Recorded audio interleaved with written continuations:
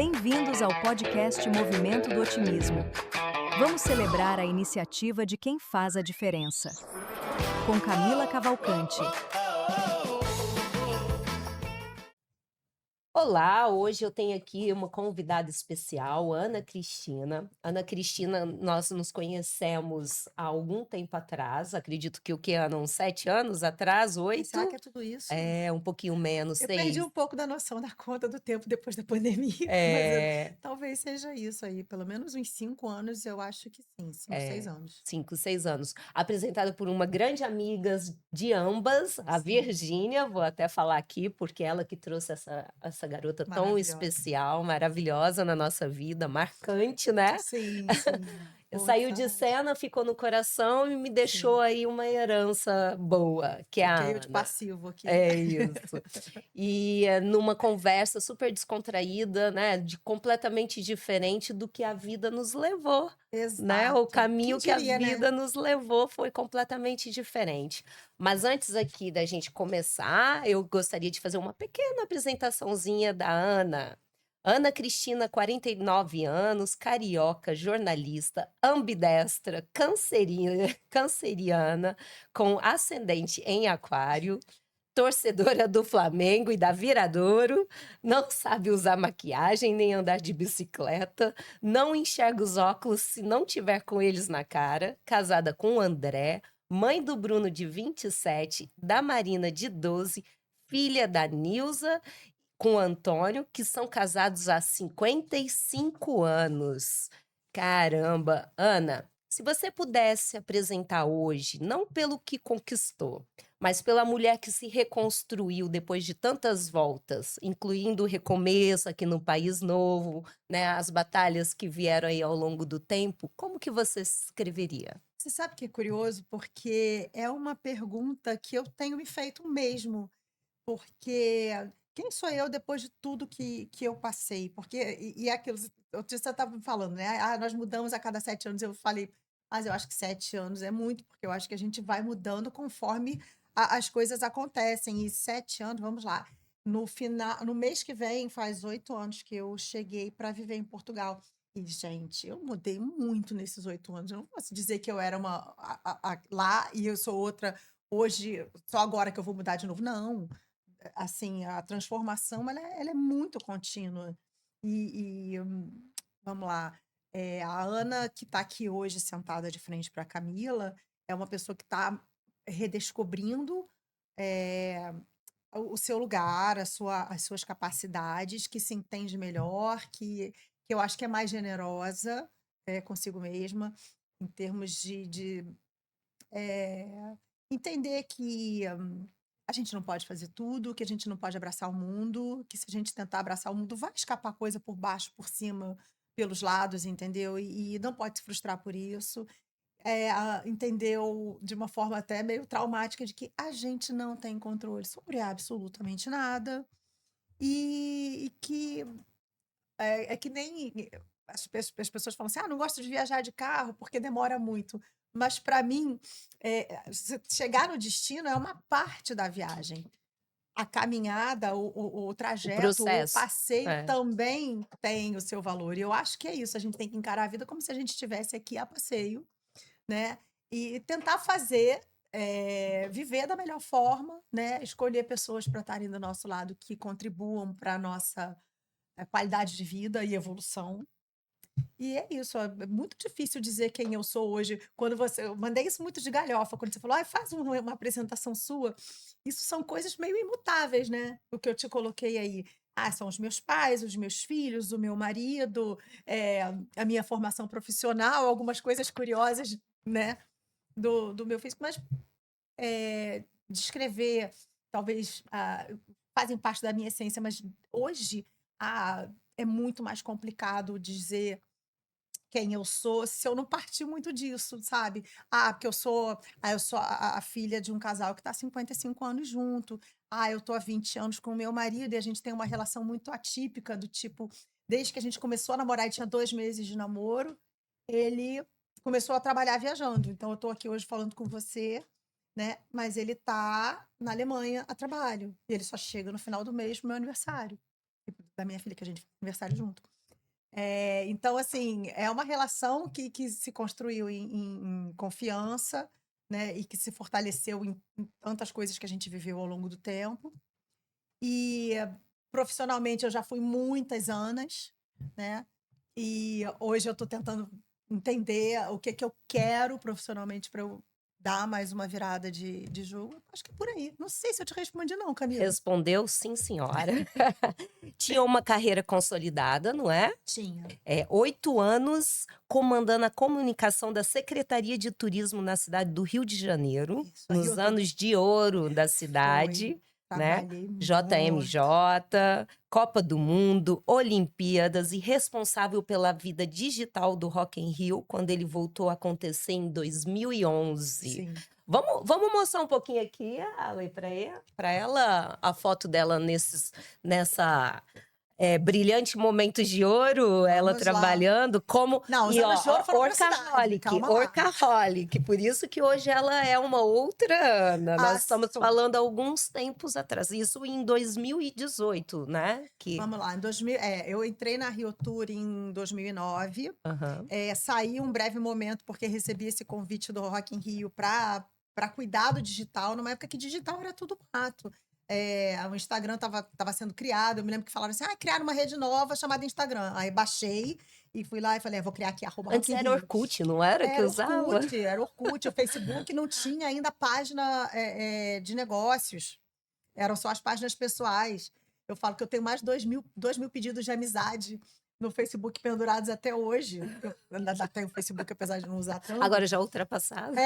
Mas é porque da época que eu criava as coisas do Rock in Rio, aparecia o meu nome, porque não tinha página. Quem tinha que criar evento era eu. Isso aí, era na Rio Tour trabalhando no Rock in Rio, que eu voltei para Rio Tour porque eu queria muito fazer Copa e Olimpíada. Aí voltei, isso aí também, na Rio Tour trabalhando no Rock in Rio. Olha só que delícia. Esse evento é maravilhoso, gosto demais. Muito bom. Isso aqui já é Aqui. Portugal, ó. Martinho da Vila. Isso é em Portugal. Quando eu cheguei aqui, comecei a trabalhar com assessoria de imprensa, fiz muitos artistas. Martinho foi um deles. Fiz Emicida, Chico César, Criolo, Milton Nascimento. Maravilhoso. Tão curioso. Geraldo Azevedo também, que eu era fã no Brasil, então foi uma alegria fazer o concerto dele, como fala aqui, o concerto, né? O concerto dele aqui, querido. Tive a sorte de lidar com artistas muito, muito gentis, muito sem estrelismo, pessoas incríveis. O Vitor Clay também, que eu acabei fazendo de novo agora no Bossa Market, né? E assim, um querido, mas não tinha foto com ele. Só tirei ontem a foto com ele. Ontem não, no sábado. Mas foi uma fase muito boa de trabalho.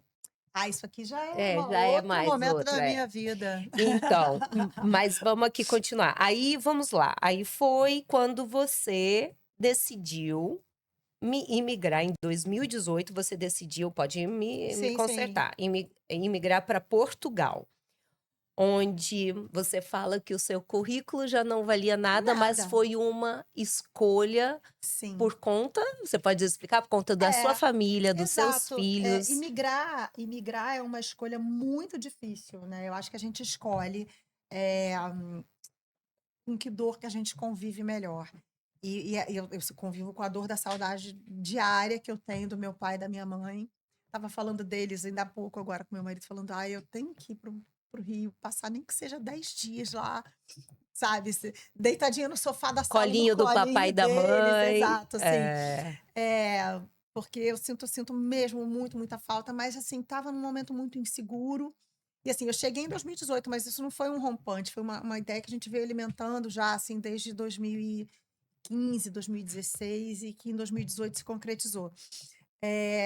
Meu filho foi vítima de um assalto, eu estava perto de ter um burnout por conta do trabalho, não do trabalho que eu mostrei aqui na Rio Sim. Tour e tudo, mas era um outro momento político, outro momento de segurança, outro momento de tudo, coincidiu e meu marido trabalha com tecnologia, então para ele não tem essa questão. Ele pode trabalhar em qualquer lugar do mundo porque a linguagem é uma só. Então, e ele tinha essa vontade, né, falava, a vida é muito curta pra gente ficar inteira num lugar só, a gente tem que Expandir. expandir.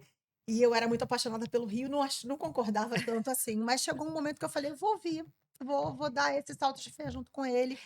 E, e viemos pra cá e eu pensava assim, eu vou trabalhar em alguma coisa assim, sei lá, meio período, vou conseguir dedicar pra minha Conciliar. filha o tempo que eu não consegui dedicar pro meu filho, que eu tenho 2 filhos únicos, né? São Isso. 15 anos de diferença. Explica um pouquinho essa diferença, né? A Marina nasceu quando o Bruno tinha 14 anos e meio, Uhum. né? No auge da adolescência. Foi ótimo porque ele teve uma adolescência muito tranquila, muito próxima de mim. Eu fiquei 6 meses de licença com ele em casa, até ele fazer 15. Então, assim, aquele medo que a gente tinha da adolescência, né? Com os filhos, com ele não se concretizou, graças a Deus. Mas a Marina veio para bagunçar essa história agora. Tá começando a adolescência dela de socorro. Mas nessa época, pensei muito neles, né? Quando eu fiz essa mudança. Eu queria dar para eles uma oportunidade de ter. Meu filho ia entrar na faculdade, ela ia fazer para o último ano do jardim de infância. Viemos para cá, ele já concluiu a faculdade, ele hoje mora com a namorada, que é alemã, os dois trabalham numa empresa alemã. E foi Ele foi difícil primeiro. essa mudança para ele, Ana? Conta um Foi, no pouco. início foi. Claro que foi. É, Imagina, Bruno tinha 19, 19 anos, ele sentiu muito, abrir mão daqueles amigos de uma vida toda de escola, ele entrar na faculdade, ele tinha passado, né, para uma faculdade pública muito boa e veio para cá e entrou em qualquer faculdade que aceitou. A gente botou ele numa faculdade particular daqui, privada, né? No curso que ele queria, e ele viu que não era o que ele queria, e aí ele fez o Enem daqui, que é, né, o Exame Nacional, e passou, entrou na Universidade de Lisboa para fazer o curso que ele queria. Então, assim, deu uma atrasada na vida dele. Mas há pouco tempo a gente estava conversando e eu perguntei para ele: tem vontade de voltar para o Brasil? Ele: passeio. A minha vida é aqui, a minha carreira é aqui, o que eu construí, o que eu planejo para mim, tá aqui. Mas como foi seu argumento para eles nessa época, para poder vir, Olha, né? eu acho Eles que esse mérito é entenderem. muito mais dele. Ela era muito pequena, ela tinha acabado de fazer 5 anos. Ela fez 5 anos numa semana, a gente chegou aqui na outra. Uhum. O que eu virei para ele foi olhar nos olhos e falar assim: filho, confia que adulto tem mania de falar, eu sei o que eu tô fazendo. Com a sabedoria da Na idade. verdade, a gente nunca tem certeza, né? Mas a gente tem fortes indícios, a gente estuda, a gente se planeja, a gente olha o cenário em volta, sem a paixão da adolescência. Eu falei, confia que eu tô fazendo isso muito mais por você do que por mim. E contei para ele, falei, olha, eu tenho uma carreira aqui, consolidada. Eu vou para um país em que o meu currículo não vai valer nada. E realmente, assim, aqui Sim. eu cheguei aqui e tive que empreender, porque não adianta eu procurar emprego como jornalista se eu não sou fluente e não tenho excelência no idioma local. Porque a gente fala o mesmo idioma, mas não fala a mesma língua. A gente sabe a quantidade de palavras que são diferentes, como a construção verbal é diferente, como a acentuação das palavras é diferente. Então, assim, eu não consegui imaginar, né? E fui trabalhar por conta própria, né? Ô, Ana, Seria mas você sempre muito. estudou bastante, sempre gostou, teve curiosidade das culturas, mas antes de você vir para Portugal, você chegou a morar em outro lugar, na França ou não? Ou Não, passou? não. O Con- meu primeiro marido é francês. ok. E aí, assim, tive, né, algum contato com a cultura, com o idioma. Fiz questão de botar o meu filho para estudar, não no liceu francês, mas no Colégio Franco-Brasileiro, lá no Rio de Janeiro, que tinha aula de francês. Então, Bruno, hoje ele tem Bruno é fluente em Facilidade. português, francês e inglês, e agora está aprendendo alemão. Uau, que espetáculo. Exato. Ah. E por conta do trabalho aqui, né, ele aprendeu espanhol e também tá super bem com o espanhol. Então é uma pessoa que tá muito qualificada profissionalmente Como não porque deu ele, certo, não é? né, tá Como? aqui É. com essa diversidade De de culturas também, culturas não e é? de fluência em idiomas diferentes. Né? E Entendi. a Mariana foi pelo mesmo caminho, tá? A Mariana tá com 12 e fala um inglês impecável, porque a namorada dele não fala É português. artista? Eu podia ter trazido o desenho que ela fez pra Verdade, tem um desenho lindo que ela fez para você. É, Ai, e é esqueci isso, tá tudo. super fluente em inglês, super interessada em outras coisas, em cultura japonesa, coreana. Eu acho que ela vai pelo mesmo caminho dele, assim, sabe, de ser multicultural e de falar várias línguas. Vamos mostrar um pouquinho os filhos, né? Pode ser? O pai, a mãe. Falei tanto deles. Aí. Aí, Bruno e Marina, quando a gente chegou. Isso aí é nosso primeiro verão em Portugal, lá no Palácio de Queluz. Olha meu filho super carioca com a camisa do Vasco. É, vascaíno. Sim. Aí o Meu marido, André. isso aqui foi também nessas mesmas férias, isso é em 2018. Uhum. Ela é pequenininha, porque agora ela tá numa fase que ela já não gosta muito de tirar Ah, foto, lógico. sabe? Ela Ó, pequenininha isso aí aqui. foi a última, isso foi uma semana antes de eu mudar para Portugal. É aniversário dela de 5 anos. Olha só, até a festa, né? Acho que ela nunca mais teve uma festa assim, porque aqui não é assim, né? Não, não, é completamente Não, diferente, né? São outros outros valores, né? valores. Essas são as fotos dessas férias. Eu adoro essas fotos porque essas fotos mostram assim a gente muito feliz, assim, e muito, apesar de estar, né, num momento de muita, como é que a gente pode dizer? De muita adrenalina, né? De você estar fazendo uma mudança muito grande na sua vida e na vida dos seus filhos, né? Aham. Também. Vem com muitas dúvidas, né, Muitas, Ana? a Será que gente a não gente está conhece, fazendo certo? Será que não? É a aquela gente não sabedoria que a conhece gente ninguém. Essa foto aí é debaixo da Torre Eiffel. é, Consegue perceber que a pessoa. é, Eu gosto de ângulos diferentes para ver a vida. Todo mundo tem a foto da frente da torre, eu tenho a foto de baixo. é. Mas é engraçado porque a gente acha que a gente tem essa sabedoria maior do que dos meninos, né? Mas na Não. verdade a gente não demonstra esse medo, né? Será que vai dar certo? Será que eu tô fazendo esse momento?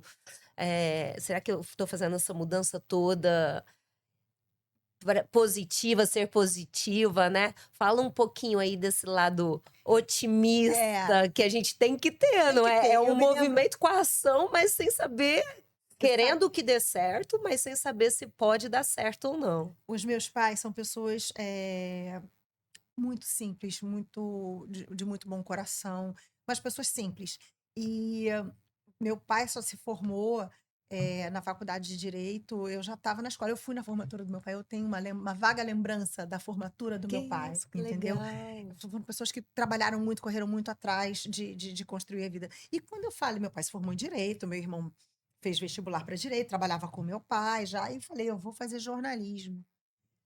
E eles falaram, tudo bem. Eles confiaram que eu sabia o que eu estava fazendo, né? E me deram um suporte, apesar de não poder me ajudar de maneira nenhuma, porque nenhum deles conhecia nenhum jornalista, tinha qualquer abertura no mercado da comunicação. Mas, e quando meu filho virou para mim e falou assim: eu vou largar a faculdade de gestão, que é, né, a faculdade de administração, como é chamada aqui, e vou fazer gestão de pessoas. Eu quero trabalhar com pessoas. Eu não quero trabalhar com números. E eu fiquei meio apavorada com aquilo, sabe? Falei, ah, meu Deus, porque, poxa, gestão te dá tão mais oportunidade, gestão de pessoas é só uma fração do que você pode fazer dentro de gestão. E aí eu lembrei, né, que os meus pais falaram, tudo bem, confiaram que eu sabia o que eu estava fazendo. Então eu tinha que confiar que meu filho sabia o que estava fazendo também. Uhum. E ainda bem que eu confiei, porque ele está feliz fazendo o que ele faz, está super realizado na carreira, apesar de estar começando ainda, né? Profissionalmente, trabalha com isso há muito pouco tempo, tem, sei lá, ele deve ter uns 3, 4 anos de formado, que eu falei, atrasei muito a vida dele com a mudança para cá. Uhum. Tá feliz, tá empregado, tá com um bom emprego numa grande empresa. Então, assim, que bom que eu confiei nele, que bom que meus pais confiaram em mim e que eu pude retribuir isso. Isso é É, uma lição que você traz dos seus exato, pais. exato. É. Porque é isso, é aquilo que eu falei para ele, a gente não tem certeza do que tá fazendo. As pessoas falam, ah, eu não sei se eu tô pronta para ser mãe. Ninguém tá até ser. Ah, eu não sei se eu tô pronta para casar. Ninguém tá até casar. A gente vai se preparando para isso. Ou então a gente é preparado no susto. Tipo, quando eu tive o Bruno com 22 anos, eu não tava planejando ser mãe. Mas eu fui, e eu acho que eu fiz um bom trabalho, porque afinal de contas está entregue, esse está entregue, né? Já a Marina chegou num momento da vida em que eu já achava que sabia todas as coisas, e ela chegou e bagunçou todas as minhas certezas, porque um filho é completamente diferente do outro sempre, né? E ela me trouxe outras demandas, e me desafia muito ser mãe de menina, me desafia muito, porque ela tem uma sagacidade também de enxergar o mundo, as outras pessoas, entendeu? Eu acho que é isso, pronto, pronto, a gente nunca tá para nada. E eu acho que ter essa humildade faz a gente buscar aprender mais e buscar evoluir, buscar ser uma versão melhor todo dia. E você uma vez contou nas nossas rodas de conversa, né, esse apoio que seu filho deu muito, né, Ah, a meu filho é ela, à maravilhoso. família. Sim. Então, quando você fala, seus olhinhos É. brilham dos seus Ah, não, filhos. assim, é muito doido isso, porque quando você perguntava pra Ana Cristina sei lá, 15, 16 anos, ela falava assim: Eu não quero ser mãe, eu quero ser diplomata, eu quero ser jornalista e diplomata, e eu quero viajar o mundo inteiro, quero estar na África, quero estar na Europa, quero estar na Ásia, quero falar vários idiomas e quero. Nada disso se concretizou, mas se você. Quando as pessoas falam, se você pudesse voltar, você mudava qualquer coisa, cara, não mudava nada, porque tudo que eu passei, com sofrimento ou sem sofrimento, com dificuldade ou sem dificuldade, me trouxe os filhos que eu tenho que são incríveis. Eu tenho muito orgulho. Bruno foi um irmão incrível quando a Marina nasceu, fazia a mais absoluta questão de cuidar dela e de participar de tudo. E eu falo para a namorada dele: olha, no dia que vocês decidirem ter filhos, você tem uma sorte tão grande que ele sabe fazer tudo. Ele troca a fralda na maior, ele dá banho, ele faz tudo. Tenho foto dele dando banho nela, ela com, sei lá, 2 meses, muito pequenininha, muito molinha ainda, e ele E o cuidando. Bruno chegou a ver a Ana naquele tempo, né, que ela trabalhava muito, que Sim. ela se dedicava 100%, porque Ana, tanto sua amiga, você também trabalhou comigo, eu sei que você é uma senhora de uma profissional, se dedica 100% quando engaja algum projeto, tá? E traz mais do que a gente espera, e isso é muito, muito legal mesmo. Isso então a gente vê como que você mergulha mesmo nesse mundo do trabalho, da dedicação, de trazer os bons resultados para as pessoas, né. Então acho que o Bruno, ele pegou um pouco dessa mãe mais, work, mais, É, né. eu me lembro que ele bem pequeno, eu ficava assim desesperada, porque eu trabalhava, viajava e ele ficava com os meus pais e ficava com o pai dele. Gente, eu ficava assim super culpada, tipo, poxa, falhando, tô faltando pra ele. E eu me lembro que nessa época que eu trabalhava no Rock in Rio, ele tinha uns 11 anos, e ele tinha um orgulho, e eu sumi, sabe, tipo, quase que semanas de casa na época do Rock in Rio, e ele tinha um orgulho, ele falava assim: "Nossa, mãe, seu trabalho tá dando tão certo, é porque você tá se empenhando tanto, né, eu tô vendo, tá dando super certo, tá todo mundo feliz, todo mundo gostando tanto". E eu falava assim: "Que bom que ele consegue ver, né, valor no que eu tô fazendo", porque dinheiro não, se não for honesto, não ganha, mas pelo menos a gente faz aquilo que gosta, né, se dedica para que dê certo. Meus anos de Rio Tour também foram assim, né, de trabalhar muito. Quando tá todo mundo curtindo no réveillon, eu tô trabalhando. Quando tá todo mundo curtindo no carnaval, eu tô trabalhando, né. E ele conseguia, o pouco que eu conseguia conciliar dele estar lá, ele tinha um orgulho, ele falava assim: "Minha mãe trabalha produzindo carnaval do Rio de Janeiro. Ai, É, minha mãe trabalha nos shows", ele gostava disso, sabe. sim, sentiu Então, ele orgulho, sentia é. orgulho e via que você podia ter do seu trabalho também uma fonte de prazer, né. Sim. Não é só uma coisa mecânica que vai contar um dia a menos para eu me aposentar ou para eu me reformar, eh, é uma maneira de eu pagar minhas contas. E eu acho que quando ele falou: "Não quero trabalhar com números, eu quero trabalhar com pessoas", Já pensando na teve mãe muito também, isso, essa de falar: "Eu influência. É. quero eu quero ser feliz no que eu fizer, eu quero fazer uma coisa que não quero ficar milionário, eu quero viver bem, feliz". Há carreiras que dão mais dinheiro, mas eu não quero ir para esse lado, eu quero ir para esse lado aqui que eu sei que eu vou ser feliz e vou fazer o meu melhor para poder ganhar bem e Isso ter aí. qualidade de vida. Eu acho que E a Ana, culpa é minha, viu. não, a culpa boa, né. Por exemplo, a Ana chegou aqui hoje e ela estava do meu lado, colocou o carrinho do meu lado, isso eu tenho que contar, porque é a atitude, cara, a atitude que tá dentro de você, não é? Tem muita gente que não tem, e colocou o carro e estacionou do meu lado, ela falou assim: "Ah, eu tinha colocado ali para carregar, mas já estava carregado, então por que que eu vou deixar o carro ali, sendo que alguém pode chegar e precisar daquela vaga? Então ela pegou e colocou do meu lado. Então eu falei, brinquei com ela, falei, tá virando uma dinamarquesa, né? Aquela que chega mais cedo, para o carro lá longe para dar vaga para os outros que vão chegar atrasado. E essa atitude é a que faz diferença mais do que o receber mais dinheiro, mais do que tudo, né, Ana? É a excelência do trabalho que está dentro de você. É a torcida da Viradouro porque você é de Niterói, vamos falar aqui. É a torcida do Sim. Flamengo porque você é carioca. É você vestir a camisa da sua verdade. Não é verdade? Isso é E verdade. eu acho que tem um outro É. porém também, que assim, a gente tem que sempre pensar naquilo que a gente gostaria que fizessem pela gente. Então, todas as vezes que eu passo por um lugar precisando botar o meu carro para carregar, que o carro é 100% elétrico, é, e aquela vaga está ocupada por um carro que não é elétrico, ou está ocupada por um carro que não está carregando, eu penso, poxa, essa pessoa não podia ter procurado uma outra vaga? Se isso te chateia, por que Porque não fazer então, diferente? assim, todas as vezes que eu vou carregar meu carro, às vezes eu levo o notebook e trabalho dentro do carro durante uma meia horinha que ele tá ali carregando. Terminou de carregar, eu volto, eu não consigo deixar o meu carro pernoitar numa vaga para carregar, porque eu fico pensando, poxa, se eu tivesse precisando dessa vaga tivesse ocupada. Acho que a gente tem que ter, se todo mundo tivesse esse olhar no mundo, claro que não é só falando de uma maneira geral, de Sim. pensar no coletivo, né? A gente já está vivendo muito melhor.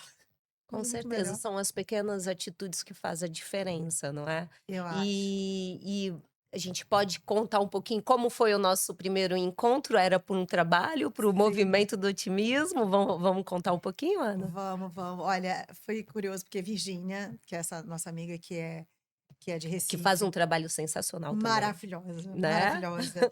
E tem um bom gosto danado para dar nome para a filha, que a filha dela tem o mesmo nome que a gente, que é Marina. Ah, é. A Virgínia falou para mim assim: eu preciso te apresentar para Camila, preciso para conversar com ela, porque eu acho que vocês vão dar um match ali, vai ser muito bom. E aí a gente combinou de tomar um café. Eu fui tomar um café com você e a gente conversou e eu virei, né? Fiz algumas abordagens, falei para você assim: olha, eu acho que tem muito potencial da gente fazer uma divulgação legal do movimento Otimismo, mas no momento não é agora. Acho que a gente tem que dar umas escaladas aqui nisso, nisso, nisso, nessas, né? Sim, E eu falei, podia chegar e falar assim: não, olha, vamos fazer uma assessoria de imprensa, custa tanto. não. Não, eu quero fazer uma assessoria de imprensa no momento em que aquilo vai te trazer o retorno, e para trazer o retorno, eu preciso ter algumas coisas consolidadas para a imprensa se interessar pelo assunto. E aí passou. E é uma coisa engraçada que Sempre cuidadosa e pensando nos eu outros. estava lembrando que nesse dia eu estava num estresse tão grande, numa pressa tão grande, numa correria tão grande, que eu parei o meu carro e não prestei atenção na hora de botar o estacionamento. Via Eu ver. te contei isso. Não. Aí passou um mês, chega uma multa lá em casa que eu não tinha colocado o estacionamento. E aí eu falei assim, mas eu lembro de ter colocado. Aí eu abri o estacionamento, o negócio, e eu vi que não tinha colocado. Aí eu dei conta de que são vários passos. Eu provavelmente no último passo eu já estava com a cabeça, tô atrasada, preciso chegar, não sei o quê. E, eu, Esqueceu de e apertar. esqueci de apertar o último botãozinho lá para confirmar e não. E ganhou uma E multa. ganhei uma multa. Tipo Sei lá, assim, uns 30 euros. Não é uma fortuna, eu não a quebrei por causa multa. disso, mas a multa veio num momento e eu me lembro exatamente quando eu cheguei e falei assim: cara, eu tô correndo demais. Eu tô correndo É demais, a isso minha aí. vida tá corrida demais. Essa multa aqui é de uma falta de atenção tão boba que não é típica porque eu sou uma pessoa que presto muita atenção nos detalhes, nos prazos, na comunicação de uma maneira geral. Então, assim, aquela multa, eu devia ter sido um pouquinho mais esperta, né? E ter pensado naquela multa e falado assim: eu preciso parar Sim. e rever algumas coisas. Ali já devia ser um excesso de Já, com cansaço, que o teu certeza. corpo já estava te dando Exato, alertas. exato. E aí É. foi isso, né. Aí a gente não se falou mais durante um tempo, eu não vou me lembrar exatamente quando foi isso, eu acho que isso deve ter sido em 2022, Logo depois da pandemia, acredito que sim. É. acho que foi em 2022, por aí, e em 2023 eu descobri um câncer. O cancro. É, o cancro, eu descobri um cancro de mama. E eu me lembro que, assim, apesar de eu não ser aquela pessoa que fico, porque eu, meu Deus, o que eu fiz, o que causou, faz muito sentido a vida ter puxado esse freio, né? Puxado esse tapete, acho que tapete é melhor do que freio, para dizer. Mas, Ana, só um detalhe. Pra, Eu estava escutando uma moça falando sobre nós somos um carro. O carro não muda para. Mudou já as marchas sim, de mecânico para pneumático. sim, Mas continua com o acelerador e o freio. sim. Por quê? Porque a nossa vida é exatamente isso. Se a gente só acelerar, a gente vai dar com cara aonde? Ah, eu dei. No muro. Dei com a cara no muro. Entendeu? Por isso que tá ali, freia, só que a gente nunca presta atenção a esses detalhes, né? Que tudo pra gente é assim, é igual uma planilha, verde, amarelo e vermelho.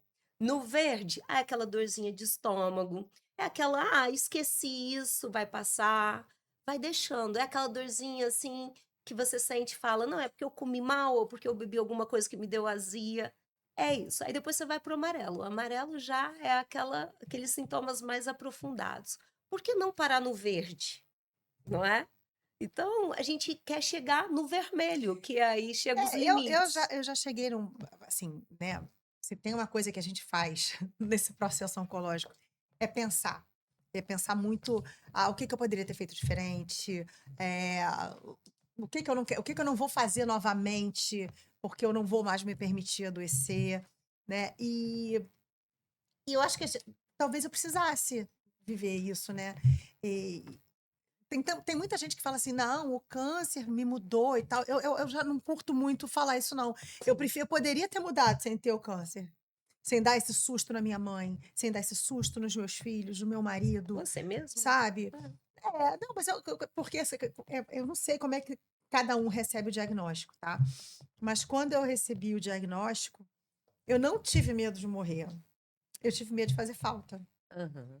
Eu só pensava assim, poxa, minha mãe perdeu a mãe pro câncer Você de lembrou mama. dos Ela históricos, não né? merece passar por isso de novo.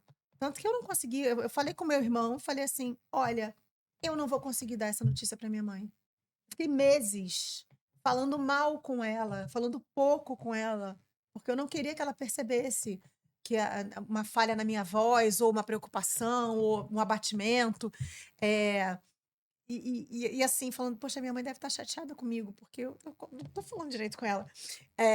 Mas eu não queria que ela soubesse, eu não queria que ela soubesse, como se fosse possível que ela não soubesse. Aí um belo dia eu falei pro meu irmão, falei assim, eu não consigo contar, conta você. E ele que deu a notícia para ela.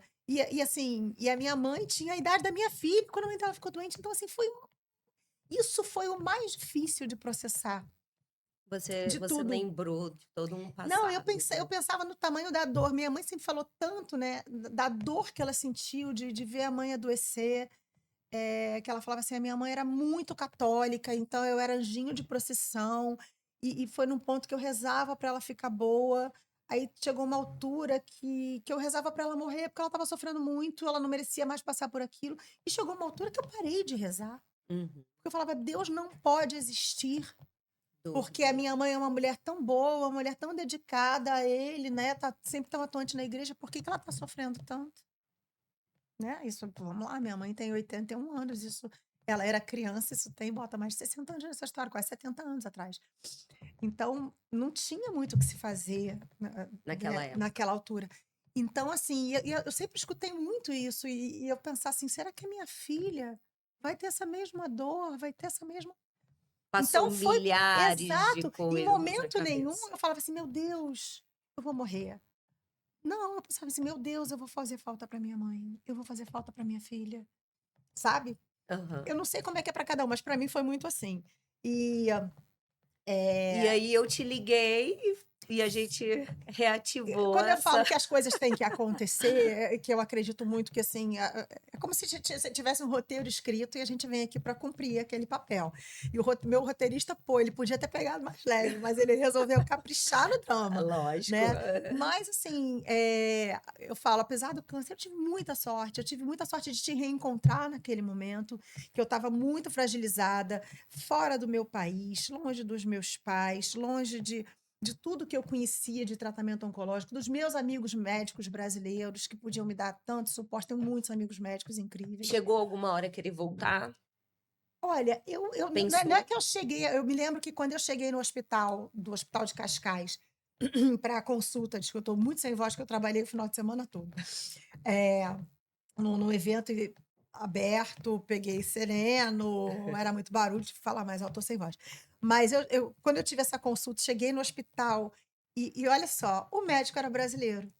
E eu me lembro de virar para ele e falar assim: doutor Júlio, eu vou te fazer uma pergunta que foge muito eh, do teu escopo como né, cirurgião oncológico, que é o seguinte: eu vou te fazer uma pergunta como cidadão brasileiro.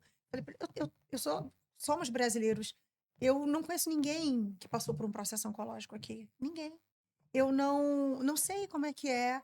Me ajuda. Eu quero saber o que eu faço. Eu Como quero uma saber se boa eu fico jornalista, aqui. né, Ana? Eu quero saber se eu fico aqui. Eu quero saber se eu volto pro Brasil. Eu quero saber se eu trato no É. público, se eu trato no privado. O que que você faria se você estivesse no meu lugar? E aí, o doutor Júlio foi incrível e me falou: olha, eh, no mundo inteiro, a atenção primária, que é o que você conhece aqui, ela é falha, porque sempre vai ter mais gente e menos estrutura. Só que a partir do momento que existe um diagnóstico, no Brasil, em Portugal, em outros países que têm um sistema público de saúde, eh, é como se você entrasse numa outra porta. Uhum. Entendeu? Porque existe um preparo para lidar com o paciente que tem um diagnóstico. E ele falou para mim assim: o tratamento que você vai fazer aqui e no privado é o mesmo. A droga que você vai receber aqui na quimioterapia e no hospital público, no hospital privado, é o mesmo. Vai depender muito da tua Da capacidade pessoa. financeira, Uhum. de repente ter um luxo de estar num hospital privado, que né, é luxo, mas assim, o tratamento é o mesmo. E provavelmente até alguns dos médicos que você vai cruzar vão ser os mesmos. E calhou que o meu oncologista no Hospital de Cascais, doutor Diogo Alpim Costa, maravilhoso, amo, amo, amo. Ele é também o oncologista do hospital da CUF de Cascais. Então, assim, se eu tivesse ido para um para outra, estaria no mesmo. Tendo o E mesmo. ele me deu uma paz, uma tranquilidade de falar: não, eu vou ficar aqui. Porque eu não vou mudar a vida do meu filho, que estava né, no De meio da novo, né, Ana? faculdade. Eu não Vamos vou mudar voltar. a vida da minha filha, eu não vou mudar a vida do meu marido, eu não vou fazer essa bagunça toda na estrutura dessas pessoas se eu tenho condição de ter um tratamento aqui. Então, eu fiz o tratamento aqui, fico feliz de Foi ter quanto feito. tempo de tratamento, Ana? O diagnóstico veio em agosto, né? Agosto, setembro. E aí eu fiz uma bateria de exames, porque o meu tipo de tumor era um tumor que podia ter esse tipo de cuidado, que é importante, porque nem todo tumor você pode. Tem tumor que você tem que começar o tratamento o mais rápido possível. O meu era um, Uhum. era um tipo que podia Esperar. esperar, então eles preferiam esquadrinhar tudo, fazer 1 milhão de exames, entender o que tinha, como era o meu corpo, como ele funcionava Uhum. antes de começar o tratamento, que é Uhum. importante, sim. Eh, e seria bom se desse para fazer, mas tem gente que faz isso já durante o processo, porque o tumor não pode esperar. Sim. E aí eu comecei a quimioterapia em novembro, depois de fazer muitos exames. Fiz a quimioterapia vermelha e branca, foram 4 vermelha, 12 brancas, 16 sessões no total, acabou no dia 11 de abril. E eu operei no dia 22 de maio. E depois eu tive problemas meus, né, de cicatrização e tudo. Precisei operar de novo no dia 23 de maio, que eu tive uma hemorragia interna. E de novo no dia 13 de junho. Então, eu operei no dia de Santa Rita, depois eu operei no dia de Santo Antônio. É, e e calhou de fazer a radioterapia. E 11 de setembro foi dia 10 de setembro foi minha última radioterapia, dia 11 de setembro era o começo das aulas. E quando eu contei para minha filha que eu estava doente, né, eu tive muita preocupação de como é que eu vou contar isso para ela, meu Deus do céu. E eu conversei com a psicóloga da escola, conversei com minhas amigas psicanalistas, e todo mundo falou: você vai ter um jeito. E eu cheguei e tentando conversar com a criança de 10 anos, né? E falei para ela: olha, A médica disse, quando me entregou o laudo, ela falou assim: você não vai morrer disso, né? E aí eu expliquei para ela, só que esse tratamento, ele é assim. Você já estudou as hormonas, você sabe né, que a beleza é muito, né, a parte das hormonas. Só que o tumor se alimenta das hormonas, então eu vou ter que sumir com todas as hormonas do meu corpo enquanto eu estiver em tratamento. E aí, o que que vai acontecer? Eu vou ficar feia. Eu vou ficar muito feia. Eu falei, vou perder o cabelo, pode ser que eu perca as unhas, eu vou perder a sobrancelha, eu vou perder os cílios, eu vou ficar pálida, eu vou ficar inchada. Tudo isso é parte do tratamento. E todas as vezes que você olhar para mim dessa maneira, você tem que pensar o seguinte: a minha mãe está vencendo a doença, porque ela não tem mais as hormonas que alimentam o tumor. O tumor vai morrer de fome. Que lindo, Ana. Isso é E aí, eu conhecimento. explicava para ela, É, falava assim: veja a beleza na minha feiura. Porque o é a processo vitória. é esse. Eu vou ficar feia e depois que passar tudo isso, o cabelo vai crescer, a unha vai crescer, a sobrancelha vai crescer, podia ter crescido melhor. Ficou meio falhado, né? E, mas vamos passar por isso. É uma fase. Vamos passar por E isso. Que aí, legal. e eu me lembro dela virar e falar assim, mas essa fase vai durar quanto? E eu fiquei assim, caraca, e agora? Eu falei, olha, isso foi. Eu contei isso pra ela, ela ia começar o 5º ano, mudando de colégio, mudando, sabe? Era uma fase tão, tão difícil, tudo novo pra ela, e eu ausente, porque estava, né, no tratamento. Eu falei pra ela assim: vai durar o seu 5º ano todo, mas quando começar o 6º ano, a normalidade vai estar de volta, tá? Aí ela, tá. Eu dei um prazo, né? Eu falei, vai ter um cronograma de trás para frente. O tratamento vai ser assim, mas quando chegar aqui, acabou. E aí a gente vai começar a contar de novo. Então, assim, o 5º é o 5º ano. Botei ela no centro de estudos, porque eu falei, eu não vou conseguir te ajudar. Papai não vai conseguir te ajudar. E a gente vai vencer isso junto. E foi muito doido, porque assim, a quimioterapia, a radioterapia acabou num dia e a aula dela começava no dia seguinte. E eu peguei o carro e levei ela para a escola e falei: lembra que eu te falei que era só no 5º ano? Agora é o 6º ano. Eu vou voltar a trazer você todos os dias para a escola. Você pode contar comigo, né? Então, falei para ela: olha, o ciclo terminou ontem, tá? Aquele que eu te falei terminou ontem. Agora é a retomada da nossa vida. É claro que não vai ser de um dia para o outro, mas a gente vai retomar a nossa vida, a nossa rotina. Eu vou voltar a poder, né? Porque o que aconteceu? Enquanto eu estava doente, os meus pais largaram tudo no Brasil e vieram cuidar de mim. E ficaram lá em casa, minha mãe. Logo da minha primeira quimioterapia, eu fiquei anêmica. E aí o médico, o doutor Diogo, ficou super preocupado. Aí ele falou assim: ah, olha, você tá conseguindo comer porque você não tá enjoando, né? Eu falei, tô. Eu falei, tô, e minha mãe tá aqui. Ele, sua mãe veio, ela tá fazendo comida para mim. Aí ele, então você vai comer a comida da sua mãe, porque a comida da mãe é cura, é É remédio. isso. E aí a Camila Aí, me ajudou muito nessa altura, porque a me botou em Iris, né? contato com a nutricionista, com a doutora Iris, lá do Rio de Janeiro, lá de Niterói também, É. que me deu umas orientações, falou: olha, você tá Que também anêmica, tinha essa linha, não é? Comer bota comida. proteína em todas as tuas refeições. E eu passei isso para minha mãe. Falei, mãe, olha, no café da manhã tem que ter ovo, tem que ter atum ou frango, e tem que ter isso. Mãe, não pode ter tanta gordura, porque não sei o que, mãe, não sei o que. E ela foi seguindo aquilo. Eu sei que quando cheguei na minha última quimioterapia, porque a cada sessão a gente faz um exame de sangue, né? Aham. Para ver como é que tá. Eu tinha saído da anemia. E o doutor Diogo falava assim: eu vou pegar essas análises e vou fazer um quadro. Vou botar aqui, quando entrar uma paciente, eu vou falar: eu quero esses números, quero esses índices aqui. Ó, ela conseguiu, vocês têm que conseguir também. E brincando comigo, né? Falando sobre como tinha dado certo, né? Então, assim, eu falo: eu tive câncer, mas eu tive muita sorte. Ô, Ana, mas você percebe, você contando aí, você percebe que a força maior era tua, mas pelas pessoas. Isso também, essa Sim, fé, essa esperança de que eu vou conseguir, porque assim, eu não posso ficar por causa disso, eu não posso ficar por causa daquilo. Porque você é tão amada, você contando, é tão amada que você tinha que devolver, retribuir todo esse esforço, esse cuidado consigo mesmo, para presenteá-los o que eles dão para você.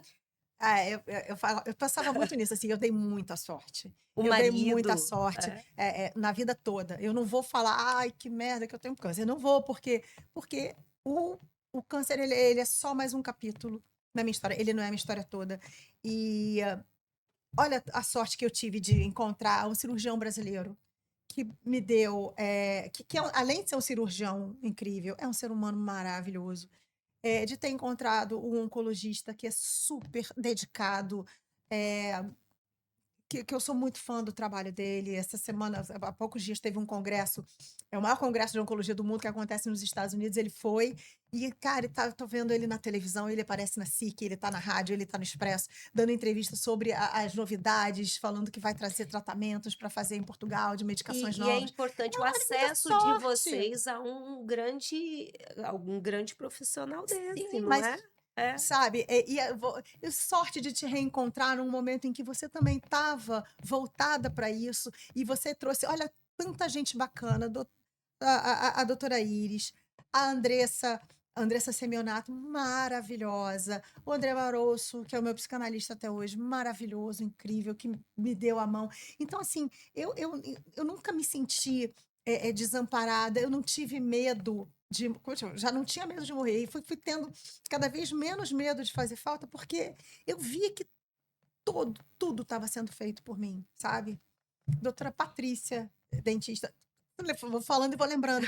O grupo do Movimento do Otimismo, pessoas maravilhosas, que eu não sei, eu não tenho nem palavras para dizer, porque todas as vezes que eu tenho a oportunidade de estar com o grupo, eu vejo como eu fui muito bem recebida, mas que aquilo não era só para mim. Todas as pessoas novas que chegam, elas são recebidas com tanto afeto, com tanta generosidade, com tanto carinho, e são levadas a olhar o mundo de uma outra forma, de uma maneira otimista, de uma maneira, de cuidado pessoal, da prática da atividade física em grupo, porque a atividade física, quando você faz sozinho, às vezes é muito difícil. E como é importante você ter um grupo desse num país, em que você tem, tanta gente de mais idade, ou tanta gente solitária, porque as famílias emigram, né? Os portugueses saem muito daqui, as pessoas ficam sozinhas. E você tá ali, e toda quarta-feira, chova ou faça sol, ou Uhum. feriado, você vai chegar lá naquela hora e você vai encontrar alguém com uma camisa, vestindo a camisa do otimismo. E não é vestir, só literal, não é só você estar usando uma roupa com uma marca.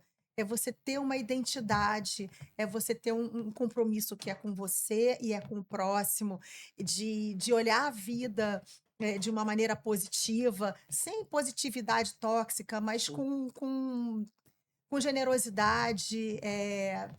Eu não Como vou consigo deixar a correr. vaga ali para o meu amigo que vai chegar desesperado. Mas Exato. ó, é incrível porque isso vai influenciando, é como jogar pedrinha no mar e vai vibrando, né? E você vai trazendo pessoas iguais.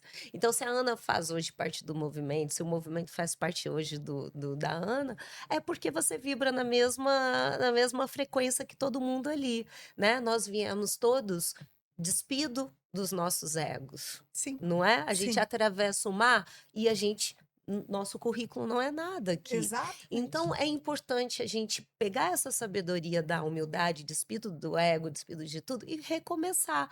Então vamos lá, vamos recomeçar como? Vamos entender como é a cultura do país, vamos Uhum. entender como as pessoas, elas, quais são as diferenças nossa com elas, não é? Eu Sim. lembro, você está contando aí a história, mas eu lembro, eu cheguei aqui com 2 meses, fui colocar não sei se eu já te contei essa história também, fui colocar o meu carro na garagem, num estacionamento na rua ali, subterrâneo, e estava com a Luísa e com a Antônia no carro. Quando eu entrei, eu não percebi que o pisca-alerta estava ligado de cheio. E fui, né? Aquela Aham. coisa estreita, o carro um pouco maior. E entrei. Quando eu entrei, o senhor veio muito bravo comigo. Tipo assim, você é cego, você não viu? Aqui não pode colocar, tá tudo lotado. E aí eu me assustei, as meninas se assustaram, né, porque a forma Uhum. que eles falam é uma forma um pouco diferente Sim, que sim, hoje eu entendo exato. completamente, não é por nada. Não, não é E falta de educação, não é grosseria, é um jeito mais bruto, eu acho que o português tem de de dizer se colocar. de falar assim: "Vem cá, você não prestou atenção? Vamos Aí se lá, você presta vira e fala mais assim: atenção". "Olha, peço desculpas, não vi, eu não atentei". Aí ele vai falar: "Então vamos lá que eu vou ajudar você aqui a É. tirar o carro da vaga". É isso. Exatamente. E aí as meninas ficaram um pouco assustadas, tudo muito novo, tudo muito diferente. E eu virei e falei: "Olha, senhor, me desculpa, eu realmente eu estava muito desligada, eu fui e coloquei". E ele falou: "Tá, vai demorar?". Aí eu é o jeito, aí É, ele já abre: "Não, não, eu só vou ali comprar um negócio no supermercado e volto", era o Pingo Doce ali. hum, Aí ela desci do carro, fui com as meninas assustadas, né, olhando.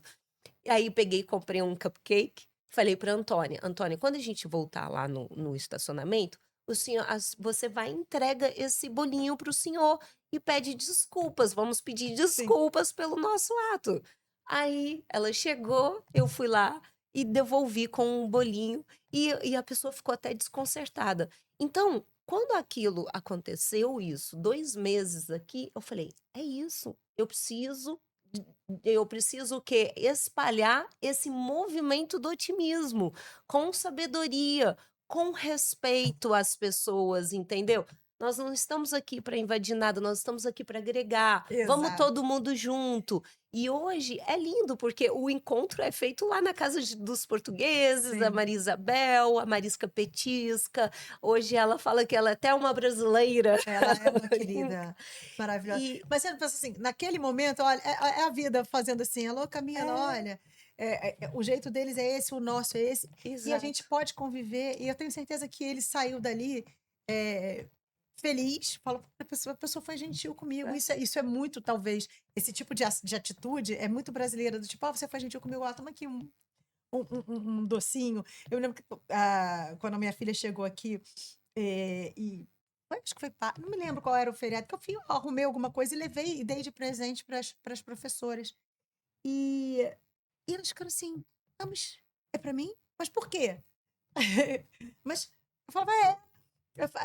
Eu já lembrei o que que era. Era 15 de outubro, é dia do professor no Brasil. Aham. E eu tinha feito alguma coisa, feito um bolo em casa, e gente, nunca foi de comer muito bolo, eu estava com vontade de comer, ia sobrar aquilo tudo. Eu falei assim: "Ah, é dia do professor no Brasil, Marina, vamos levar para as professoras?". Aí fizemos um embrulhinho e tal, e ela levou e deu lá para as assistentes um pedacinho de bolo para cada uma. E ela falou assim: "Ah, porque hoje é dia do professor no Brasil". E a minha mãe tinha feito um bolo, ela falou: "Não sei quando é o dia do professor em Portugal, mas". E elas ficaram assim, tipo, É. dando bolo, né?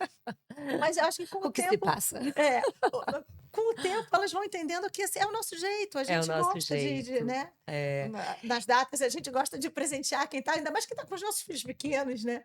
é. Bom, pelo menos eu não sei se é de todos, mas pelo menos é o nosso jeito, né, Ana? E, Exatamente. e agora, infelizmente, estamos chegando aí ao nosso final do podcast, mas eu gostaria que você passasse aí uma mensagem para essas mulheres, né? Por tudo que você passou, essa sabedoria Sim. que você hoje, Ana, Aham. completamente diferente aqui dos anos atrás, é, Vamos gostaria. lá, eu vou fazer 50 anos no final desse mês, né, e eu já falei com algumas amigas que o presente que eu quero receber de todas vocês é saber que vocês estão com o exame de vocês em dia. Porque as pessoas têm muito medo, né, do diagnóstico. Eu falo: "Vocês não têm que ter medo do diagnóstico, vocês têm que ter medo do diagnóstico tardio". Porque o quanto mais cedo você descobre, mais cedo você se livra, você menos agressivo é o tratamento, maiores são as chances de você ter mesmo, qualidade de vida em abundância, não é sobreviver, é viver mesmo com qualidade, e o câncer ser só mais uma página que você virou na história da sua vida. E a oncologia tem muitas respostas hoje. Então, hoje, para você ter noção, hoje existe um exame que você faz, né, que diz se você precisa fazer quimioterapia ou não. Então tem Sim, muita gente hoje que já não perde o cabelo. é isso. Por quê? Porque faz aquele exame e descobre que só a cirurgia vai resolver. Exatamente. Então, não tenha medo do diagnóstico. Só uma observação, tem aí a Preta Gil, cola, É, né. Se tivesse feito antes, Exato, gente, não exato. precisa dizer só o cancro de mama, tem É, aí tenham cuidado com a saúde de vocês e é. principalmente respeitem, que é onde eu acho que eu errei. Respeitem, o tempo que vocês dão para vocês mesmas, porque eu sei que filho demanda muito tempo, que trabalho demanda muito tempo, que arrumar casa demanda muito tempo, mas nada disso pode ser desculpa para você deixar de ter os seus exames em dia, de você deixar de praticar alguma atividade física, de você deixar de ter um convívio social, que também é muito importante para a saúde mental, sabe. Então, é isso, escute, os sinais, estão aí. Não espera você chegar num burnout para falar: "Nossa, eu preciso me cuidar", sabe. "Ah, tô perdendo noites de sono, tô perdendo qualidade de tô começando a ficar mais ansioso do que o normal, a ansiedade está começando a ser disfuncional", porque a ansiedade move a gente, né. Tá disfuncional, não tá legal, eu vou parar, eu vou ver, eu vou mudar algumas coisas. Dá para mudar o rumo da tua qualidade de vida antes de você ter uma perda do tamanho da que eu tive. Então eu acho que é isso. Ana, eu acho que as pessoas precisam ter as conversas difíceis, Sim, entendeu? a gente não Muita pode ter gente medo. evita ter as conversas difíceis, mas ter as conversas difíceis é o que vai te dar a É, liberdade e a saúde futura. você sofre tanto com o pré, né, "Ai, essa conversa vai ser difícil. Ai, esse exame vai ser difícil. Ai, isso aqui vai ser difícil", e às Difícil é vezes o depois, difícil é às o depois. vezes, né? Então é Exatamente. isso. Muito obrigada, Ai, minha eu que amiga. agradeço. Só você para me trazer aqui Adorei! com É. tanto E é isso, gente. Muito obrigada. Deixe o seu like, se inscrevam aí no nosso canal e até o próximo podcast.